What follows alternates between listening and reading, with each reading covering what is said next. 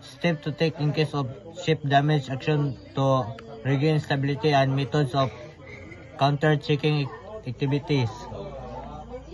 Ship damage reduction from constellation grouping, structural failure of flooding of stability effect vessel stability and safety. From an effective action is essential to protect the crew, cargo, and vessel.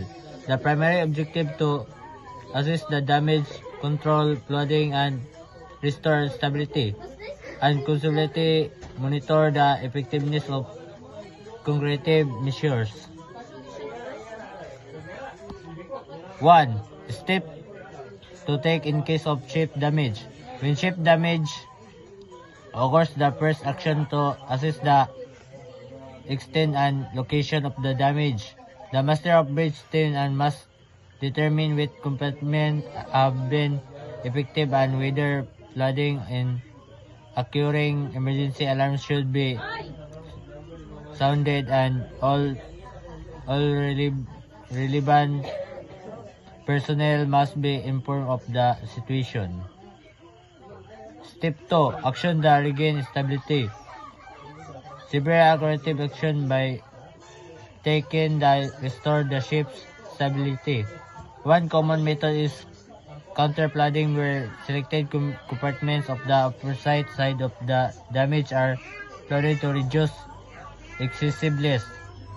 Ballast water may also be transferred between takes, improve balance and correct trim.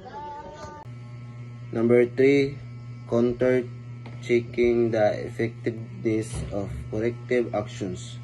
After corrective actions have been taken, their effectiveness must be continuously evaluated. The ship list and trim should be regularly checked to ensure that stability is improving. Stability calculations should be performed using the vessel and stability booklet or computer software to verify compliance with the safety requirements. Conclusions. Effective damage control requires the immediate assessment, flooding control, and stability management. Actions such as counter-flooding, ballast transfer, the cargo adjustment, and dewatering operations can help restore the vessel stability. Regular monitoring and evaluations of the measure ensure the remain effective and contributes to the safe operation and survival of the ship during an emergency.